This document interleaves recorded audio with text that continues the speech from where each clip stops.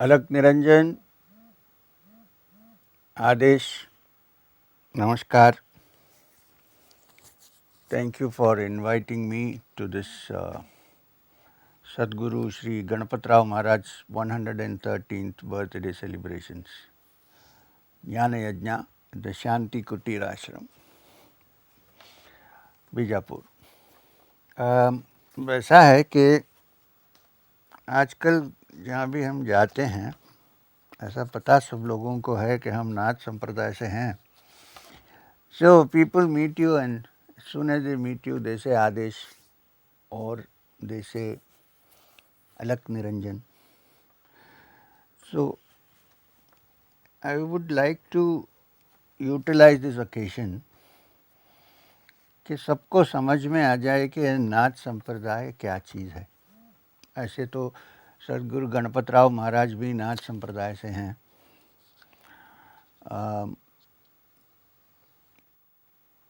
बहुत सारे महाराष्ट्र में भी बहुत सारे, महाराष्ट्र के बाहर भी नाथ संप्रदाय से बहुत लोग जुड़े हुए हैं. जो नाथ संप्रदाय नॉर्थ से शुरू हुआ था, उत्तर भारत से शुरू हुआ, एक्चुअली कहा जाए तो नेपाल से शुरू हुआ होगा और साउथ तक उसका प्रभाव हर जगह में है. तो जैसा कि महाराष्ट्र के सबसे जाने माने और आदरणीय, मैं उनका नाम सुनते ही प्रणाम करता हूँ, ज्ञानदेव हैं, जिनकी समाधि आलंदी में है. तो ज्ञानदेव भी नाथ संप्रदाय से ही थे. गहनीनाथ, निवृत्तिनाथ का जो परंपरा है उसी परंपरा से ज्ञानेश्वर, संत ज्ञानेश्वर है. महाराष्ट्र में तो मौली कहते हैं उनको. और उनकी जो विचारधारा जो उनकी पुस्तकों में लिखा गया है, जैसा ज्ञानेश्वरी में, ज्ञानेश्वरी भगवत गीता का ही एक इंटरप्रिटेशन है, मगर बहुत जगह में वहाँ उसमें नाथ संप्रदाय के जो टीचिंग्स है और उसके जो अभ्यास हैं, प्रैक्टिसेस हैं, इसके बारे में बड़ा विस्तार से लिखा गया है. आपको पता ही होगा कि उन्होंने समाधि लिया तो वो जीव समाधि है, आज भी है आलंदी में, आप जाइए. तो ये लोगों को कम समझ में आया. आदेश सब लोग जानते हैं, आदेश कहते हैं, अलक निरंजन कहते हैं. तो ये नाथ संप्रदाय कहाँ से शुरू हुआ, इसका संबंध योग से क्या है, वेदांत से क्या है, इसके बारे में मैं आज 2 लफ्ज़ बताऊंगा आपको. बहुत ज़्यादा नहीं, टाइम भी नहीं है. तो ऐसा है कि कहा जाता है कि नाथ संप्रदाय के, हमारा विश्वास है, हमारे परंपरा में कहा जाता है कि नाथ संप्रदाय का शुरू होना शिव जी से हुआ है. तो कैलाश मूल स्थान समझते हैं, जिसको हम शिव जी का बॉर्ड समझते हैं, आस्थान समझते हैं.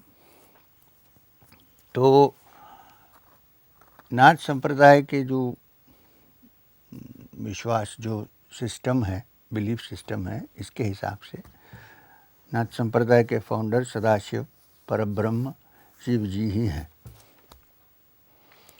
उसके बाद अब शिव जी को हम आदिनाथ भी कहते हैं. तो आदिनाथ शिव जी हैं. और शिव जी कोई शरीर नहीं है. शिव जी का जैसे हमारा ह्यूमन बीइंग्स का जो शरीर होता है ऐसा नहीं है, वो तो डिवाइन बीइंग है. तो उनका मायावी रूप है, बदल भी सकता है. तो शिव जी को हम आदिनाथ कहते हैं. अब ये भी सोच लीजिए कि जैन संप्रदाय में पहले नाथ को आदिनाथ कहते हैं. ये भी ध्यान में रखना चाहिए, क्योंकि जैन संप्रदाय में अष्टांग योग का बहुत प्रभाव है. अच्छा, अब वहाँ से अगले गुरु जो हैं हमारे संप्रदाय के हिसाब से वो हैं मच्छेंद्रनाथ। अब मच्छेंद्रनाथ, अब नाम से आप सोच लीजिए मत्स्य। अब 10 अवतारों का लिस्ट जो है उसमें पहले अवतार क्या है? मत्स्य अवतार। मतलब मच्छेंद्रनाथ भी कोई मिथिकल फिगर है, ऐसा डेफिनेटली हम बोल नहीं सकते कि कहाँ रहे, कहाँ पैदा हुए, ये तो हम नहीं बता सकते। हो सकता है कि नेपाल, मतलब उन दिनों में नेपाल भारत ऐसा कोई अलग नहीं, एक अखंड भारत था, तो उस जगह से हुए होंगे, ऐसा मैं समझता हूँ मच्छेंद्रनाथ। क्योंकि आज भी मच्छेंद्रनाथ का उत्सव हर साल होता है नेपाल में, हर साल होता है, दूसरे कहीं नहीं होता है। अब मच्छेंद्रनाथ के सबसे बड़े, सबसे जाने माने, सबसे इम्पोर्टेंट शिष्य हैं गोरखनाथ। गोरखनाथ को बहुत सारे लोग जानते हैं। क्यों? क्योंकि गोरखनाथ ने उत्तर से दक्षिण तक और बीच में ईस्ट वेस्ट कहीं भी बहुत सारा उन्होंने यात्रा की, और बहुत सारे उनके प्रवचन हुए, और बहुत सारे सत्संग हुए, और उस समय के जो बड़े बड़े संत थे उनसे वो मिले थे और उनसे संवाद भी हुआ था। और दूसरी बात है कि जो आज हमारे पास जो योगा के टेक्स्ट बुक्स हैं, योग संप्रदाय के टेक्स्ट बुक्स, योग सूत्र छोड़िए, वो तो पतंजलि का है, उसको रहने दीजिए, वो बहुत इम्पॉर्टेंट टेक्स्ट है। बाकी जो योग के बारे में जो भी पुस्तक हमारे पास आज आई है और जो अभी है, वो पूरे नाथ संप्रदाय के लोगों से लिखी गई है। नाथ संप्रदाय क्या है? गोरखनाथ का ही है। अब गोरखनाथ के सबसे मैग्नम ऑपस है सिद्ध सिद्धांत पद्धति, बहुत बड़ी किताब है, आसानी से पढ़ नहीं सकते। अब हमारे गुरु महेश्वर नाथ भी नाथ संप्रदाय से थे, तो मुझे तो उसको सीखना पड़ा। फिर बहुत बड़ी गहरी किताब है, जैसा बृहदारण्यक उपनिषद ऐसी है ये नाथ सिद्ध सिद्धांत पद्धति। मतलब सिद्धों के सिद्धांत मिलने के लिए जो पद्धति है वो पूरा उसमें लिखा गया है, मगर एलॉबरेट है। ये गोरखनाथ का है। अब गोरक्ष षटका 100 वर्सेस ऑफ गोरखनाथ, ये भी गोरखनाथ से लिखी हुई है। गेरंड संहिता, वो भी एक योगिक टेक्स्ट है, वो भी नाथ संप्रदाय से ही आई है। अब आप अगर योग सूत्र पतंजलि का पढ़ेंगे तो उसमें आसन के बारे में एलॉबरेशन कहीं है नहीं, खाली कहा जाता है कि स्थिर सुखम आसनम, उसके ज़्यादा कुछ नहीं है आसन के बारे में। मगर अष्टांग योग में आसन एक अंग है, यम नियम आसन प्राणायाम। तो आसन और प्राणायाम के बारे में एलॉबरेटली कहाँ लिखा गया है? आसन और प्राणायाम के बारे में, आसन यम नियम तो है, छोड़िए, यम नियम, आसन, प्राणायाम, प्रत्याहार, मूल बंध, मुद्रा, समाधि, इसके बारे में कहाँ लिखा गया है? वो है योग प्रदीपिका, स्वात्मा रामा का योग प्रदीपिका जो है वो एलॉबरेटली ऑलमोस्ट 100 आसन, 80 या कुछ उससे ज़्यादा आसन जो उसमें लिखे गए हैं, और उसका अभ्यास कैसा करना है पूरी डिटेल से लिखा गया है। और स्वात्मा रामा भी नाथ संप्रदाय से थे, तो वो भी एक नाथ संप्रदाय की टेक्स्ट है। तो नाथ संप्रदाय का इम्पोर्टेंस ये है, मैं आपको ये उसका हिस्ट्री थोड़ा सा बताऊंगा। अब गोरखनाथ का एक्यूरेट हिस्ट्री हमारे पास नहीं है, ज्ञानेश्वर का तो है, मगर ये तो बहुत पुरानी हिस्ट्री है, बहुत साल पहले की बात है। और बालकनाथ जो पंजाब और उत्तर भारत में फेमस हैं, वो भी नाथ संप्रदाय से हैं। हमारा विश्वास है कि श्री गुरु बाबा जी ने, हम श्री गुरु बाबा जी को आदिनाथ समझते हैं। चलो कंट्रोवर्सी, अभी तो हम उसके बारे में नहीं बात करेंगे, उसको रखिए। अच्छा, अब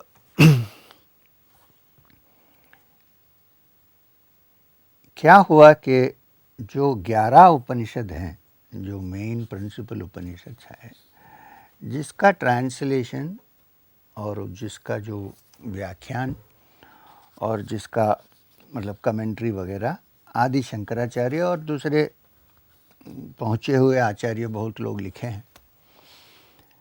तो क्या हुआ कि जो वेदांत सीखने शुरू किए लोग, तो योग और ऐसे बातों को छोड़कर ज़्यादातर वेदांत और उपनिषद की तरफ मुड़ गए थे। अब इसमें क्या हुआ कि 11 प्रिंसिपल उपनिषद में योग के बारे में बहुत कम मेंशन है, इसलिए योग जो साइंस है, योग का जो साइंस है वो छूट गया हाथों से। अब समझिए कि भगवद गीता में हर अध्याय के आखिर में एक श्लोक है, वो ये है, इति श्रीमद् भगवद गीता उपनिषद। हाँ, समझ गए कि ये उपनिषद का सार है भगवद गीता। अगला क्या है, योग शास्त्रे श्री कृष्ण अर्जुन संवादे। इसका मतलब ये है कि वेदांत खाली उपनिषद बाय रोट या इंटेलेक्चुअली समझने से नहीं होता है, उसका रिजल्ट नहीं मिलता है आपको। अगर इसका अनुभव होना चाहिए तो योग की ज़रूरत होती है। तो क्योंकि आदि शंकरा ने खाली 11 उपनिषद का तर्जुमा किया और उन्होंने व्याख्यान किया, तो बाकी सब उपनिषद जो है वो अनइम्पॉर्टेंट हो गए और लोग उसमें ये 11 उपनिषद में ज़्यादातर योग के बारे में नहीं लिखा गया है, तो इंटरेस्ट छूट गया और ऐसे ही वो ऑलमोस्ट ख़त्म हो गया। अगर प्योर वेदांतिस्ट के हाथ में हम छोड़ते तो आज योग हमारे पास नहीं रहता, योग के पूरे किताबें ख़त्म हो गई। तो इसको वापस रिवाइव करके जिन्होंने लेके आया वो गोरखनाथ थे। तो आज नाथ संप्रदाय को हम बहुत बहुत धन्यवाद देना है कि हमारे पास योग के पुस्तक अभी भी ज़िंदा हैं। और ये गलत फहमी है लोगों की कि उपनिषद में योग के बारे में मेंशन नहीं किया गया है, नहीं है। 11 जो प्रिंसिपल उपनिषद है उसमें भी योग के बारे में इधर उधर आप देख लीजिए आराम से, उसके बारे में, प्रणव साधना के बारे में, हृदय के अंदर जो ध्यान करते हैं उसके बारे में हर चीज़ लिखा गया है, मगर एलॉबरेट नहीं किया गया है। तो एलॉबरेट नहीं किया गया, इस कारण लोग इसको इम्पोर्टेंट नहीं समझे और नाथ संप्रदाय का रिस्पॉन्सिबिलिटी था कि उन्होंने योग को वापस रिवाइव करके लेके आया और आज भी हमारे साथ है। पातंजलि का योग सूत्र तो था ही, मगर वो सांख्य और योग दर्शन में है, वेदांत दर्शन में नहीं है, तो इसलिए लोग उतना इम्पोर्टेंट नहीं समझते थे। हाँ, मगर बड़े बड़े आचार्य लोग हुए हैं। मैं ये भी कहूँगा कि आदि शंकराचार्य भी योग में बड़े एक्सपर्ट थे, इसमें कोई डाउट नहीं है। और अभी अभी एक नई किताब व्याख्यान निकला है जो आदि शंकराचार्य का व्याख्यान है, योग सूत्र, पातंजलि के योग सूत्र के बारे में जो व्यास देव की कमेंट्री है उसके ऊपर कमेंट्री उन्होंने लिखा है। अभी अभी 80 साल पहले या 50 साल पहले वो वापस किसी को मिला है, तो उसको अभी आपको मोतीलाल बनारसी दास में मिलेगा जो क्लासिकल इंडियन टेक्स्ट को ट्रांसलेट करते हैं। आदि शंकराचार्य का ट्रांसलेशन और कमेंट्री है पातंजलि के योग सूत्र के बारे में और व्यास भाषा के बारे में। वाचस्पति मिश्रा का भाष्य उन्होंने नहीं किया है, मगर व्यास भाषा तो किया है व्याख्यान किया है। अब ये गलत फहमी दूर होने के लिए बहुत सारे बड़े बड़े लोग काम किए हैं। एक है सदाशिव ब्रह्मेंद्र, जिन्होंने देखा ये डेंजर के वेदांती योग को पूरी तरह से छोड़ दिया है, तो उन्होंने योग और वेदांत को जोड़ने के लिए उन्होंने एक पुस्तक लिखा। तो उसमें उन्होंने बड़ी अच्छी तरह से योग और वेदांत को जोड़ा है। तो बहुत सारे लोग इसके बारे में इसके लिए काम किए हैं। लेटेस्ट मैं आपको बताऊं तो स्वामी शिवानंद जो ऋषिकेश में थे डिवाइन लाइफ सोसाइटी, उन्होंने भी बहुत सा काम किया है कि वेदांत और योग छूट नहीं जाए, दोनों मिलकर रहें। अब गलत फहमी लोगों को यह है क्योंकि वो 11 उपनिषद जो है उसमें योग का ज़्यादा मेंशन नहीं किया गया है। अब ऐसा है कि योगोपनिषद जो हैं, योगोपनिषद भी कोई नई चीज़ नहीं है। बहुत सारे योगोपनिषद जो हैं वो सामवेद से हैं, और कई उपनिषद हैं जो यजुर्वेद से हैं, कृष्ण यजुर्वेद से हैं, शुक्ल यजुर्वेद से हैं, और कई अथर्ववेद से हैं, कम हैं मगर हैं। तो योगोपनिषदों में जो नाथ संप्रदाय में हम जो योग अभ्यास के बारे में बात करते हैं, जैसा कि कुंडलिनी और सुषुम्ना नाड़ी, ईडा पिंगला वगैरह, उसको बड़ी अच्छी तरह से ये उपनिषदों में कहा गया। मैं आपको एक लिस्ट अभी पढ़ के सुनाऊंगा। एक है अद्वैतारकोपनिषद, मुझे लगता है कृष्ण यजुर्वेद से है, बहुत पुराना है। अमृत बिंदु उपनिषद, शूरिको उपनिषद, तेज बिंदु उपनिषद, त्रिशिखा ब्रह्मणोपनिषद, दर्शनोपनिषद, ध्यान बिंदोपनिषद, नाद बिंदोपनिषद, पशुपत ब्रह्मणोपनिषद, ब्रह्म विद्योपनिषद, मंडल ब्रह्मणोपनिषद, महावाक्योपनिषद, योग कुंडल्योपनिषद, योग चूड़ामणि उपनिषद, योग तत्वोपनिषद, योग शिखोपनिषद, वराहोपनिषद, सांदल्योपनिषद और हमसोपनिषद। कितने उपनिषद हैं? 1 2 3 4 5 6 7 8 9 10 11 12 13 14 15 16 17 18 19 20 योग उपनिषद हैं, जो एक्चुअली बहुत पुराने उपनिषद है, कोई नई चीज़ नहीं है। इसमें आप पढ़ के देखेंगे, खास करके अमृत बिंदु उपनिषद, मंडल ब्रह्मणोपनिषद, ध्यान बिंदु उपनिषद, हमसो उपनिषद, अगर इसको आप पढ़ के देखेंगे तो योग में जो जो टेक्निक्स बताए गए हैं वो पहले ही 600 800 1000 साल पहले ये उपनिषद में लिखा गया है। ऐसा नहीं कि उपनिषद में नहीं है। 11 प्रिंसिपल उपनिषद में एलॉबरेट नहीं किया गया है, मगर इसमें सब है। मेरा कहने का ये मतलब है कि नाथ संप्रदाय योग को बचाने में बहुत बड़ा रोल प्ले किया है, ये मैं कहने का मतलब यही है। और योग, पतंजलि का अष्टांग योग और भी दूसरे तरह के योग होते हैं। योग का मतलब नहीं है कि खाली आसन करें, दूसरा भी बहुत सारा इसमें होता है। अब नाथ संप्रदाय के जो टेक्स्ट हैं, जैसा कि गरुड़ संहिता, शिव संहिता, गोरक्ष षटका, सिद्ध सिद्धांत पद्धति, इसको आप पढ़ेंगे तो नाथ संप्रदाय के जो एक्चुअल साधना का प्रैक्टिस है उसके बारे में आपको अच्छी तरह क्लियर से पता लग जाएगा।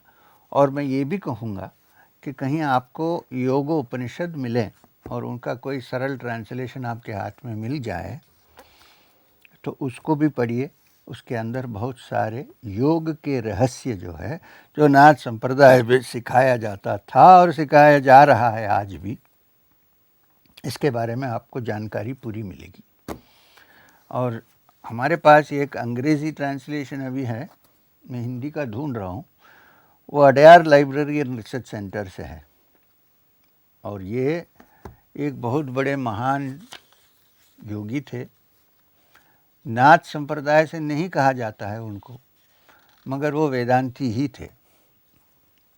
उनका नाम है उपनिषद ब्रह्मयोगिन। बहुत सारे लोग नहीं जानते हैं। वो कांचीपुरम में उनकी समाधि है, 100 साल पहले की बात है उनकी समाधि। तो उन्होंने लिखा है, ये मैंने अभी आपको एक लिस्ट दिया 20 उपनिषद, वो उसमें से ही निकाला। 108 उपनिषद उन्होंने तर्जुमा किया है, व्याख्यान किया है, और उसमें आपको पूरे योग के बारे में जो है सब समझ में आ जाएगा। उसको पढ़ना चाहिए। मैं इसलिए कह रहा हूँ कि आजकल क्या होता है, आप जाके देखिए तो बोलते हैं लोग हम नाथ संप्रदाय से हैं, मगर साधना नहीं होता है। साधना करके योग अनुभव जो आदमी में होगा, समाधि का अनुभव होगा, इससे ही हम बोल सकते हैं कि नाथ है। नाथ का मतलब क्या है? लॉर्ड। आदिनाथ, बद्रीनाथ, केदारनाथ। नाथ का मतलब क्या है? लॉर्ड।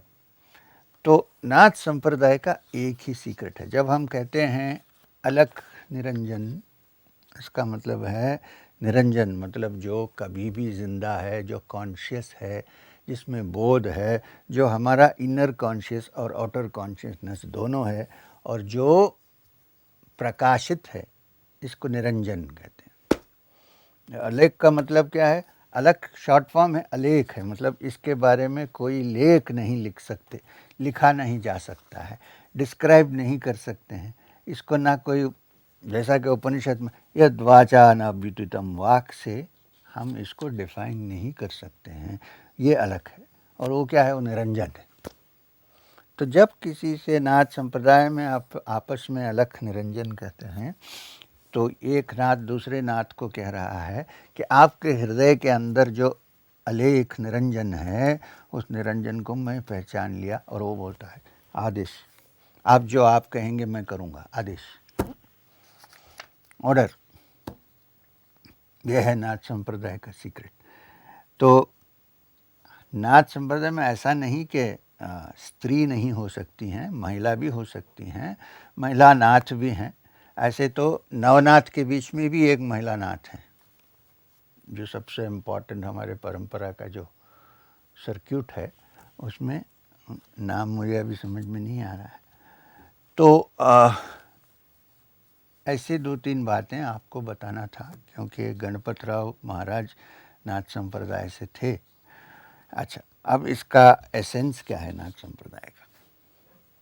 जो योग में एसेंस है वही नाथ संप्रदाय का एसेंस है, और जो वेदांत का एसेंस है वो भी एक ही चीज़ है। क्या है वो? वो ये है कि हम समझ जाएं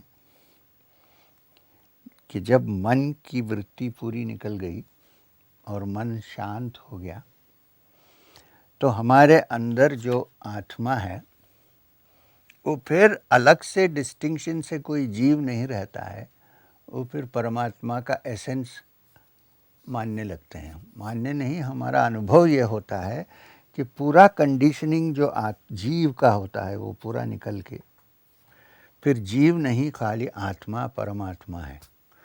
और ये हर आदमी, स्त्री या पुरुष, हर आदमी के हृदय के अंदर ये परब्रह्म का अंश स्थित है। ये नाथ संप्रदाय का एसेंस है। और उसको हम कैसा वहाँ पहुँचें, क्या साधना करें, और उसके पहुँचने की क्या क्या रास्ते हैं, अब यही नाथ संप्रदाय का पूरा टीचिंग से ही है, और कुछ नहीं है।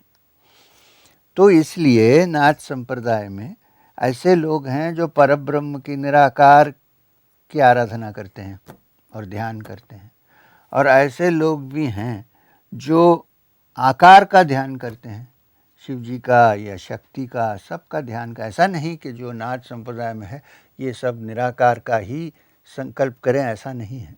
निराकार का संकल्प तो हो ही नहीं सकता। जब पूरे संकल्प टूट गए तब निराकार है, और कुछ है ही नहीं।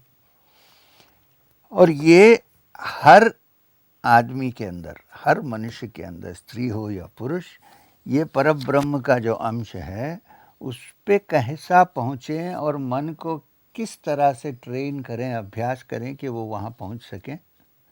जब वो पहुँचता है तो फिर मन ही नहीं रहता है। निसर्गदत्त महाराज भी नाथ संप्रदाय के थे।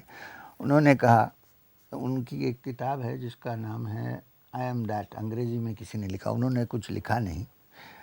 तो उसका मतलब है कि जब हम, आप और हम, जब ये हमें समझ में आ जाए कि हम जो अपने आप को जो आइडेंटिफाई कर रहे हैं, शरीर, प्राण, सूक्ष्म शरीर, मन, ये आइडेंटिफिकेशन पूरा अगर उतर जाए, टूट जाए, और मन एकदम शांत हो जाए, क्योंकि तब ना कुछ अनुभव करने के लिए है खाली अनुभवी ही है और कुछ है नहीं वहाँ, एक ही चीज़ है। उसको योग भाषा में पुरुष कहते हैं, वेदांत में ब्रह्म कहते हैं, कोई अलग अलग चीज़ नहीं है।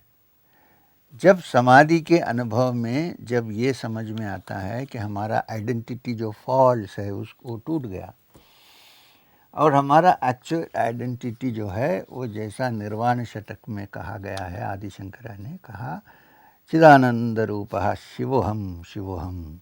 जब मुझे ये समझ में आता है कि मेरा असल रूप जो है वो चित्त और आनंद है, आनंदोहम आनंदोहम।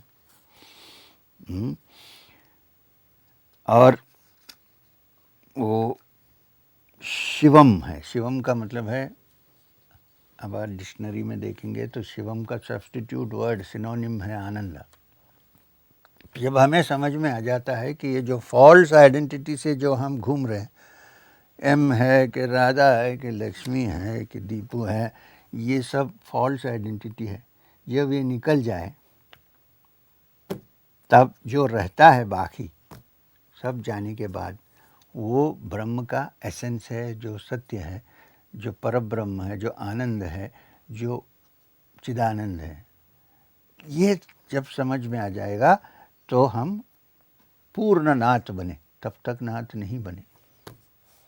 बाकी सब जो नाथ संप्रदाय से हैं सब अभ्यासी हैं, साधना करते हैं, मगर जब ये अनुभव हो जाता है निर्विकल्प का तो फिर पूर्ण तरह से हम उसको नाथ कह सकते हैं, क्योंकि फिर वो नाथ बन गए, वो किसी के सर्वेंट नहीं है, वो नाथ हैं। तो ये ही नाथ संप्रदाय का रहस्य है।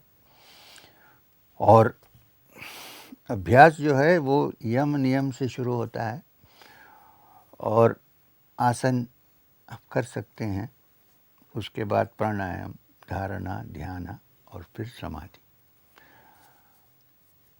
तो आज इस संदर्भ में श्री गणपतराव महाराज का 113 जन्म दिन का सेलिब्रेशन जो हो रहा है, और ज्ञान यज्ञ में मैं इतना कहना चाहता था कि नाथ संप्रदाय के बारे में और भी बहुत कुछ सीखना है। और थियोरेटिकली सीखने से एक बात होती है, मगर प्रैक्टिकली योग और ध्यान से जो अनुभव होता है वो अनुभव से ही हम नाथ बन सकते हैं। उसके जो बाहर के पैराफर्नीलिया है उसको पहन के कोई नाथ नहीं बन सकता है। नाथ वो है जो अपने आप को प्राणनाथ परमात्मा समझ गया और जिसको अपने ध्यान में इसका अनुभव होता है, विश्वास नहीं, अनुभव। विश्वास से शुरू होता है, अनुभव से आखिर अनुभव में जाके पहुंचता है। वो जब हो जाता है उसको हम नाथ कह सकते हैं। तो फिर एक बार मैं गणपतराव महाराज को प्रणाम करते हुए, आप लोगों को धन्यवाद करते हुए मैं इसको अभी ख़त्म करता हूँ। अलख निरंजन आदेश। ओम श्री गुरुभ्यो नमः।